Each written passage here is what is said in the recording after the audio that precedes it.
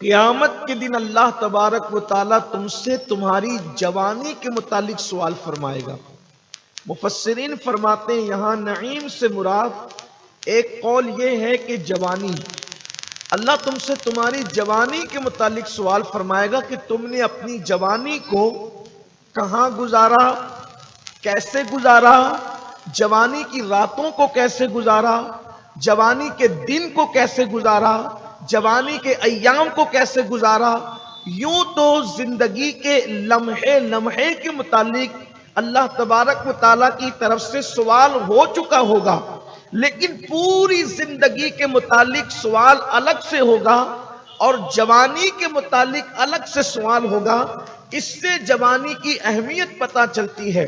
جوانی کا آغاز، جوانی کی ابتدا 16 سال سے ہوتی ہے اور 40 سال تک انسان جوان رہتا ہے۔ اور پھر حیرت کی بات یہ ہے کہ جن دنوں انسان جوان رہتا ہے اس کو شاید اپنی جوانی کی اہمیت کا اندازہ نہیں ہوتا۔ جس وقت انسان 40 سے تجاوز کر جاتا ہے اور اس کی جوانی ڈھل جاتی ہے اور پھر اس کے وجود کے اندر کبھی داڑھی میں کبھی سر میں سفید بال جب اس کو نظر آتے ہیں، جب کبھی اس کے طاقتور جسم کی طاقت اور قوت ختم ہونے لگتی ہے، جب کبھی اس کے گھٹنے، اس کے وجود کے اندر درد شروع ہونے لگتا ہے، جب کبھی وہ کئی کلو وزن اٹھا کر طاقت رکھنے والا انسان چند کلو وزن اٹھانے پر تھک جاتا ہے اور اس کو بڑھاپے کی شروعات کا احساس ہوتا ہے، تب اس کو پتا چلتا ہے کہ میری جوانی کھو گئی، میں نے اپنی جوانی کو گزار دیا۔ لیکن جب وہ پیچھے پلٹ کر کے دیکھتا ہے تو پھر اس کی جوانی کا سرمایہ ختم اور ضائع ہو چکا ہوتا ہے، لیکن پچھتانے سے پھر کوئی کام نہیں چل سکتا۔ قرآن مقدس میں کئی مقامات پر اللہ جوانی کی اہمیت کو بیان فرما رہا ہے، جوانی کے واقعات کو بیان فرما رہا ہے، جوانوں کے واقعات کو بیان فرما رہا ہے۔ یہاں پر اکثریت چونکہ جوانوں کی ہے، میں ایک بات ان سے عرض کرنا چاہتا ہوں، دل کے درد کے طور پر میرے آقا صلی اللہ علیہ وآلہ وسلم کے دیوانوں، میری قوم کے جوانوں، یہ اللہ کی طرف سے بڑا انعام ہے، بڑا احسان ہے کہ اللہ نے تمہیں اور ہمیں جوانی جیسی عظیم نعمت عطا کی ہے۔ اس نعمت کو استعمال کر کے، صحیح اس کا استعمال کر کے آپ اپنی دنیا بھی بہتر کر سکتے ہو، آپ اپنی آخرت بھی بہتر کر سکتے ہو، آپ اپنی دنیا بھی بنا سکتے ہو، آپ اپنی آخرت بھی بنا سکتے ہو۔ اللہ اکبر! لیکن کتنی کم نصیبی ہے۔ ایک طرف تو یہ کہ اللہ پاک فرما رہا ہے کہ ہم تم سے جوانی کے بارے میں پوچھیں گے اور ہم جوانی ہی کو گناہوں کے راستوں پر وقف کر چکے ہیں، جوانی کو تج چکے ہیں جب گناہوں کے راستے پر۔ اللہ اکبر! کوئی گانے سن رہا ہے، کوئی فلمیں دیکھ کر جوانی گزار رہا ہے، کوئی شراب کے اڈوں پہ جوانی گزار رہا ہے، کوئی نشے کے راستے پہ جوانی گزار رہا ہے، کوئی لڑکیوں سے ناجائز تعلقات کے حوالے سے جوانی گزار رہا ہے۔ اور یہ کیسی بات داعیان دین کر رہے ہیں؟ میرے آقا صلی اللہ علیہ وسلم کے دیوانوں، آج تمہارے پاس جوانی ہے مگر تمہیں جوانی کی اہمیت نہیں ہے، اس لیے کہ کہا جاتا ہے قدر نعمت بعد زوال، نعمت کی قدر اسی وقت ہوتی ہے جب وہ نعمت چلی جاتی ہے۔ آج اس کی قدر کیجئے، آج اس کا احساس کیجئے، ورنہ جب یہ نعمت چلی جائے گی اور تم نے اس نعمت کو ہوٹلوں پر بیٹھ کر تم نے بربادی کا سبب ہوتے ہیں۔ اور سننا، جہاں گناہ ہے وہاں فنا ہے۔ گناہ کسی کو سکون نہیں دلا سکتا، گناہ کسی کو چین نہیں دلا سکتا۔ کسی بہت بڑے مفکر نے، بزرگ مفکر نے کہا تھا کہ گناہ میں لذت تو ہے مگر گناہ میں عزت نہیں ہے۔ گناہ بے چین کرتے ہیں، گناہوں سے بے قراریاں بڑھتی ہے، گناہوں سے مصیبت بڑھتی ہے۔ اور جس کو زنا کہتے ہیں، زنا جس کی طرف میری قوم کے جوان سیریل اور فلمیں دیکھ کر کے بڑھ رہے ہیں، ان کو اندازہ نہیں ہے کہ اللہ اکبر! ہمارے بزرگوں نے فرمایا کہ بعض گناہ ایسے ہیں جب کوئی انسان گناہ کرتا ہے تو میرا اللہ اپنے کرم سے معاف کر دیتا ہے، بعض گناہ ایسے ہیں جو گناہ کرتا ہے تو اللہ تبارک و تعالی دنیا میں مصیبت دے کر اس گناہ کو معاف کر دیتا ہے۔ بعض گناہ ایسے ہیں کہ توبہ کرنے پر وہ گناہ معاف ہو جاتے ہیں، بعض گناہ ایسے ہیں جس کی سزا نہیں ملتی معاف کر دیے جاتے ہیں، بعض گناہ ایسے ہیں جس کی سزا ملتی ہے گناہ کرنے والوں کو، لیکن زنا وہ بدترین فعل ہے، زنا وہ بدترین گناہ ہے کہ زنا کرنے والوں کی نسلوں تک کے اس کی نحوست کو باقی رکھا جاتا ہے اور اس کی تکلیف کو باقی رکھا جاتا ہے۔ اے کاش کہ میری قوم کے جوان اس کا احساس کرتے۔ آج زنا کو بھی لوگ برائی نہیں سمجھتے ہیں، اللہ اکبر، بلکہ معاذ اللہ بڑے فخریہ لب و لہجے میں دوستوں کے سامنے اس کا ذکر کیا جاتا ہے، بڑے گھمنڈ کے لہجے میں کہ آج میں یہ کر کے آیا ہوں۔ اللہ اکبر، نوجوان جب سرکل میں بیٹھتے ہیں، اپنے دوستوں کے گروپ میں بیٹھتے ہیں تو اپنے گناہوں کا تذکرہ کرتے ہیں۔ سن لو، اللہ کے رسول صلی اللہ علیہ وآلہ وسلم فرماتے ہیں کہ جو گناہ کر کے ہنسے گا، جو گناہ کر کے قہقہا لگائے گا، اللہ اس کو رلا رلا کر کے جہنم کی آگ میں داخل فرمائے گا۔ اس دن کیا ہوگا؟ جس دن کوئی کسی کا پرسان حال نہیں ہوگا۔ جوانی پر گھمنڈ کرنے والے، جوانی پر غرور کرنے والے، جوانی کا مس یوز کرنے والے، جوانی کا غلط استعمال کرنے والے، اللہ اکبر، جب ان سے ان کی جوانی کی راتوں کے متعلق پوچھا جائے گا تو وہ اپنے منہ میں زبان کہاں سے لائیں گے، وہ اپنے منہ میں طاقت کہاں سے لائیں گے، وہ اپنے منہ میں قوت کہاں سے لائیں گے کہ اللہ کی بارگاہ میں جواب دے سکیں۔ میں آپ سے پوچھنا چاہتا ہوں، جہاں نبیوں کی زبان نہ کھل رہی ہوگی، جہاں فرشتوں کی زبان بند ہو چکی ہوگی، یہ معصوم لوگ جہاں ان کی زبان نہیں چل رہی ہوگی، حضرت سیدنا ابراہیم خلیل اللہ سے لوگ کہیں گے اے جد الانبیاء، اے ابو الانبیاء، چلو اور چل کر اللہ کی بارگاہ میں ہماری سفارش کر دو۔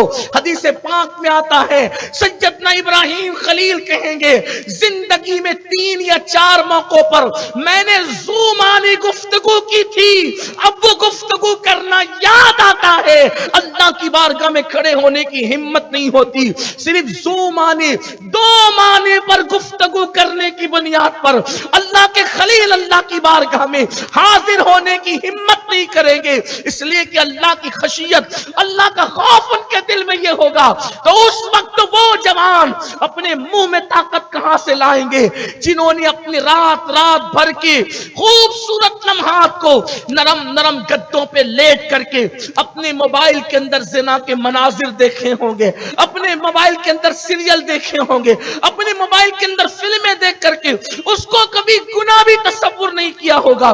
ذرا سوچو تو صحیح، رب کی بارگاہ میں وہ کہاں سے زبان آئے گی جو جواب دے سکے؟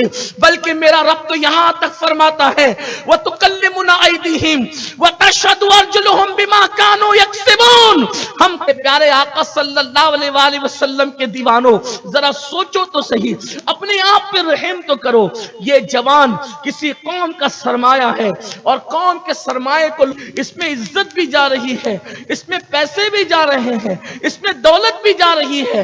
حیرت کی بات یہ ہے احساس تک نہیں ہے، تباہی کے دہانے پر جا رہے ہو، بربادی کے دہانے پہ جا رہے ہو۔ اور پھر سوچو تو صحیح، اللہ اکبر، میرے آقا صلی اللہ علیہ وسلم کے دیوانوں، میری قوم کے جوانوں، جب تم نشہ کرتے ہو یا جب تم گناہ میں اپنا وقت لگاتے ہو تو تم اپنے ماں باپ کے حقوق بھی ادا نہیں کر پاتے، تم اپنے پڑوسیوں کے حقوق بھی ادا نہیں کر پاتے، تم صحیح طور پہ تجارت بھی نہیں کر پاتے، تم صحیح طور پر اپنا مال بھی نہیں کما پاتے، تم دھندے بیوپار پر بھی اپنا وقت نہیں دے پاتے۔ یہی چیزیں ہیں۔ ایک چیز ہے نشہ، صرف نشہ۔ یہ نشہ ہزاروں جرائم کو جنم دیتا ہے، یہ ہزاروں گناہوں کو جنم دیتا ہے۔ مثال کے طور پہ اگر اللہ پر اس لیے کہ جب کوئی نشہ کرتا ہے تو اس کا نفس اوور کنٹرول ہو جاتا ہے، کنٹرول کے باہر ہو جاتا ہے، پھر وہ زنا بھی کرے گا، وہ بدفعلی بھی کرے گا، وہ بدکاری بھی کرے گا، وہ لڑکیوں کو بھی بری نظر سے دیکھے گا، وہ لڑکوں کو بھی بری نظر سے دیکھے گا، کسی کا مال چھیننا، ڈکیتی کرنا، چوری کرنا، پھر کبھی جب یہ معاملات ہوں گے تو جھگڑے آپس میں بڑھیں گے تو پھر اس میں قتل मतलबी होगा। गोया कि एक नशा है जो कितने जराइम को जन्म दे रहा है, लोग अपनी आंखों से देख रहे हैं। आज से 1450 साल पहले अल्लाह के रसूल अलैहिस्सलाम ने शराब को उम्मुल खबाइस करार दिया था। ये उम्मुल खबाइस का मतलब क्या है कि ये सारी बुराइयों की जड़ है।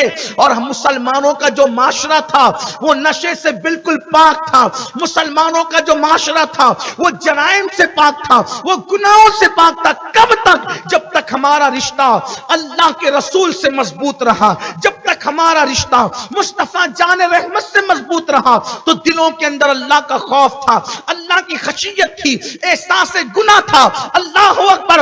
जब से मुसलमानों का ताल्लुक मुस्तफा जान रहमत के कदमों से कमजोर हो गया, उस दिन से लेकर आज तक मुसलमान गुनाहों पर बेबाक हो गया, जराइम पर बेबाक हो गया। ये एहसास ही खत्म हो गया कि अल्लाह की बारगाह में मैंने जवाब देना है, रब की बारगाह के अंदर मुझे खड़े होना है।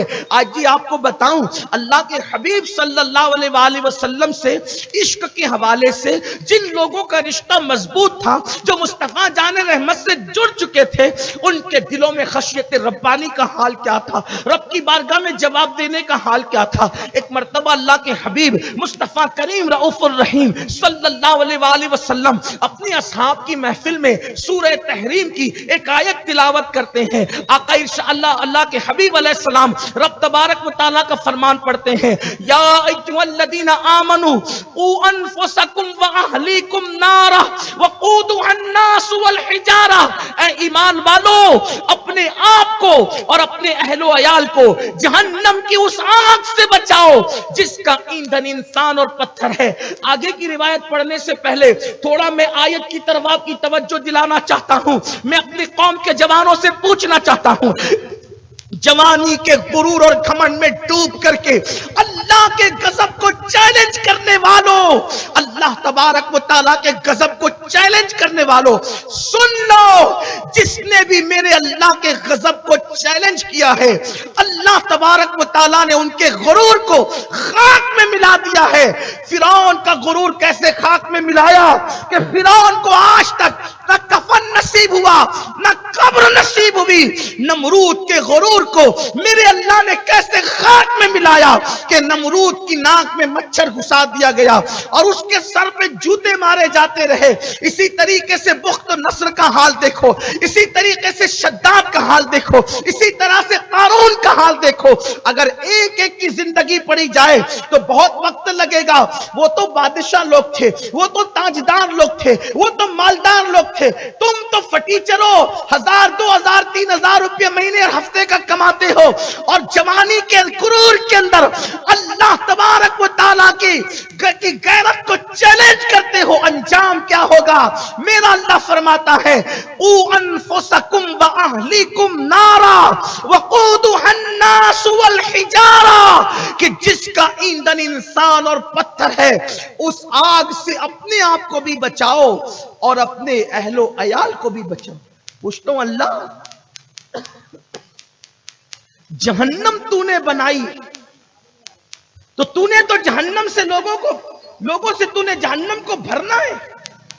तू बचने का हुक्म क्यों दे रहा है? तू तो बेनियाज है अल्लाह, तू तो बेनियाज है, तू क्यों फरमा रहा है? तो अल्लाह का कुरान कहेगा, बंदे तूने गौर नहीं किया मैं किसको कह रहा हूं। या अय्युहल्लज़ीना आमनू, ईमान वालों, मेरे महबूब के गुलामों। अल्लाह ने महबूब के गुलामों से कहा, मैंने तुमसे तो बेनियाज हूं, बिल्कुल बेनियाज हूं, लेकिन चूंकि जिससे मैं प्यार करता हूं, मोहब्बत करता हूं, तुम उसके गुलाम हो, तो उससे प्यार करता हूं तो तुमसे भी प्यार करता हूं। इसलिए ये नहीं कह रहा हूं या अय्युहन्नास ऊ अनफुसकुम व अहलीकुम नारा, ये नहीं कह रहा हूं। क्या कह रहा हूं? या अय्युहल्लज़ीना आमनू, ऐ मेरे महबूब के गुलामी है हमने, लेकिन उसमें तुम्हें डालना नहीं चाहते, इसलिए तुमको आगाह कर रहे हैं कि अपने आप को भी बचाओ, अपनी औलाद को भी बचाओ। और वो जहन्नम का तारुफ और उसका परिचय, उसका डेफिनेशन भी कर दिया गया कि क्या? वक़ूदुहा अन्नास वल हिजारा, جہنم کوئی آسان چیز نہیں ہے، جہنم کوئی آسان شے نہیں ہے۔ میرا اللہ فرماتا ہے اس کا ایندھن، جہنم کا ایندھن انسان اور پتھر ہے، یعنی جہنم کو بھڑکایا جائے گا تو انسانوں کو ڈال کر اور پتھروں کو ڈال کر، جس میں پتھروں کو جلایا جائے گا، جس میں انسانوں کے ذریعے سے آگ بھڑکائی جائے گی۔ مجھے بتاؤ، جو قوم گرم چائے کا چٹکا برداشت نہ کر سکے، کتنی بھی طاقت ہے نا تمہارے اندر، اگر گرم گرم چائے پی لیتے ہو تو 2 دن تک چائے پینے کی ہمت نہیں ہوتی اگر منہ جل جائے تو۔ دنیا کی آگ پر بنی ہوئی چائے اگر گرم گرم زبان کو لگ جائے تو اس کا چٹکا برداشت نہیں کر پاتے، سگریٹ کا چٹکا برداشت نہیں کر پاتے، دنیا کی آگ کا چٹکا برداشت نہیں کر پاتے۔ میری قوم کے جوانوں، شیطان نے تمہیں اغوا کر لیا ہے، مجھے بتاؤ۔ دور ہو گئے، بچوں نے گھر سے نکال دیا، لاوارث لاشیں ان کی بس اسٹینڈ کے قریب پڑی رہی، کوئی اٹھانے والا نہیں تھا۔ یہ بھی کوئی زندگی ہے؟ اپنی جوانی کے اندر تباہی کی طرف نہ جاؤ، ایسا وقت نہ آ جائے کہ جوانی میں تم پانی کے اندر آگ لگاؤ، اللہ کو ناراض کرو اور اللہ ناراض ہو جائے تو تمہارا لاشا اٹھانے والا بھی کوئی نہ ہو۔ یہ بھی کوئی زندگی ہوگی؟ اس لیے توبہ کر کے اللہ کی طرف پلٹو، اللہ کی طرف توبہ کر کے پلٹو۔ جو اللہ کی طرف پلٹتا ہے، یاد رکھنا، میں اپنے جوانوں سے کہتا ہوں، ہر دروازے پہ جا کر کسی کا بھی دروازہ دیکھ لو، کوئی بادشاہ ہو، کوئی تاجدار ہو، کوئی کارپوریٹر ہو، کوئی ایم پی ہو، کوئی ایم ایل اے ہو، کوئی عالم ہو، کوئی جاہل ہو، کسی کے بھی دروازے پہ جا کے اگر گناہوں کا اقرار کرو گے تو تمہاری عزت چلی جائے گی اور لوگ دھکے دے کر کے بھگا دیں گے۔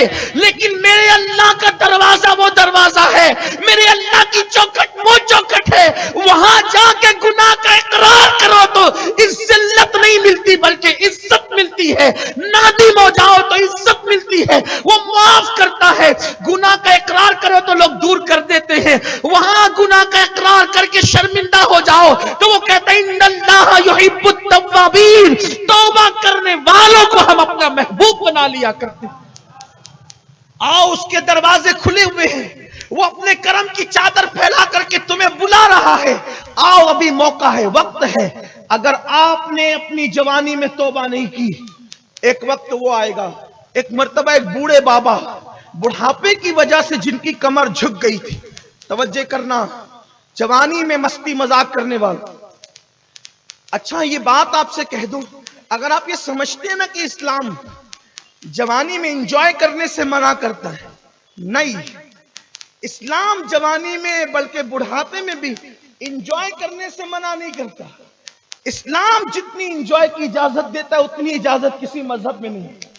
ہمارے مذہب میں سیر کی اجازت ہے، تفریح کی اجازت ہے، ہنسنے کی اجازت ہے، بولنے کی اجازت ہے، لطیفہ گوئی کی اجازت ہے، شعر شاعری کی اجازت، سب ہے۔ اسلام صرف ایک بات کہتا ہے، سب کرو، گناہ مت کرو۔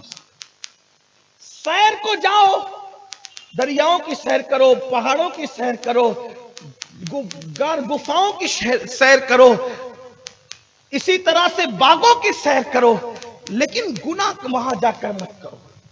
اپنے دامن کو گناہ سے بچاؤ، جو کرنا ہے سب کرو، صرف گناہ نہیں کرنا بس۔ اب یہ کیجئے، انجوائے کیجئے۔ میں تو لوگوں کو کہتا ہوں کہ ہمارے مذہب میں سیر کیسے منع ہو سکتی ہے جب ہمارے رسول خود سیر کے لیے جاتے ہیں، ہمارے نبی خود سیر کے لیے جاتے ہیں، ہماری سیر کیسے منع؟ بلکہ سیر تو ہمارے یہاں سنت ہے۔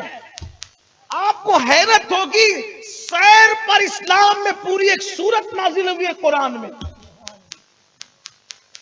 میں سیر پر پوری سورت ہے، قرآن، اور اللہ نے اس کا آغاز بھی نبی کی سیر سے کیا ہے۔ اللہ فرماتا ہے سبحان الذی اسری بعبدہ لیلا من المسجد الحرام الی المسجد الاقصی۔ لیکن ایک بات آپ سے کہوں، دیکھو نبی کی سیر کا ذکر کیا، اسرا سیر کا ذکر کیا، مگر ہمیں حد بتائی، ہمیں حد بتائی، اشارت النص کے طور پہ بات عرض کر رہا ہوں، ہمیں حد بتائی۔ نبی کی سیر کا آغاز، نبی کی سیر کا آغاز مسجد سے ہوتا ہے، اور نبی کی سیر کا اختتام بظاہر بتایا گیا، وہ بھی مسجد پہ ہوتا ہے، شروعات بھی مسجد پر، اینڈ بھی مسجد پر ظاہری طور پہ۔ ورنہ ہمارا تو عقیدہ یہ ہے کہ میری معراج کہ میں تیرے قدم تک پہنچا، اور تیری معراج یہ کہ تو خدا تک پہنچا، ہمارا تو عقیدہ یہ ہے۔ لیکن بات جو قرآن میں ابتدا میں اس آیت میں ہے، نبی کا سفر بھی مسجد سے شروع ہو رہا ہے، اور نبی کا سفر مسجد پہ ختم ہو رہا ہے۔ نبی کا سیر کا سفر، سیر مسجد سے شروع مسجد سے ختم، تو گویا کہ ہمیں اشارہ مل رہا ہے کہ اللہ اگر تو سیر کو جائے تو خوف خدا سے اپنا سفر شروع کر، اور خوف خدا پہ اپنا سفر ختم کر۔